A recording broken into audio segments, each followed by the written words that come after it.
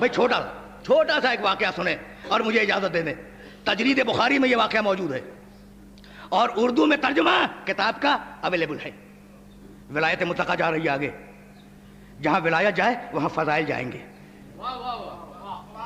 جہاں فضائل جائیں گے وہاں نورانیت رسول جائے گی. ہے نا؟ اب عرض کروں, دو شخص ہیں, ایک خاتون ایک ان کے شوہر, اور دونوں جلیل القدر ہیں, اور بڑے ناز سے یہ بات ہو رہی ہے کہ میں افضل یا تم افضل. شوہر نے کہا میں افضل, میں بہت پرانا ساتھی ہوں رسول کا.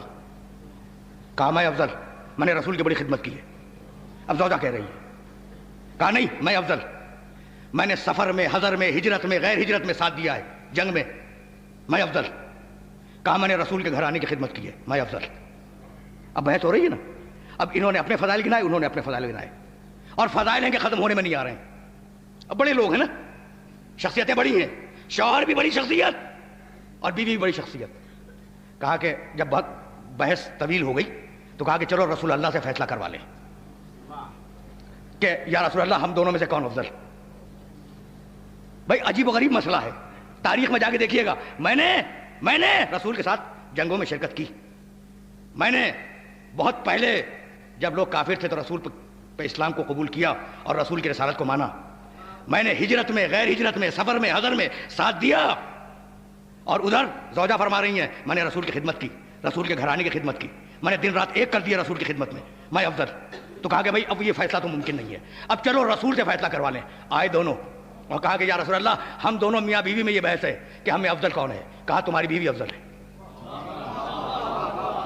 بھائی بس میری تقریر تمام ہو گئی, تمہاری بیوی تم سے افضل ہے. کہا یا رسول اللہ دلیل.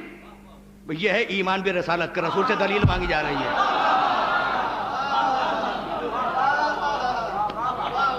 یہ ہے نا ایمان بالرسالت, کہ رسول سے دلیل مانگی, لیکن واقعاً ایمان بالرسالت تھا. دلیل اس لیے مانگی تاکہ آئندہ آنے والی نسلوں تک وہ دلیل پہنچ جائے.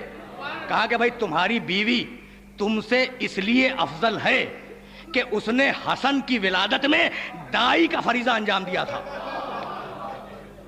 بھائی کچھ بات واضح ہوئی.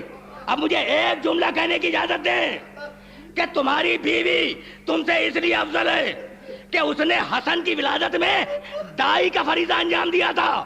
تو اب مجھے جملہ کہنے کی اجازت دے دیں کہ جو حسن کی دائی کا مقابلہ نہ کر سکے وہ حسن کے باپ کا کیا مقابلہ کرے گا. کچھ بات واضح ہوئی.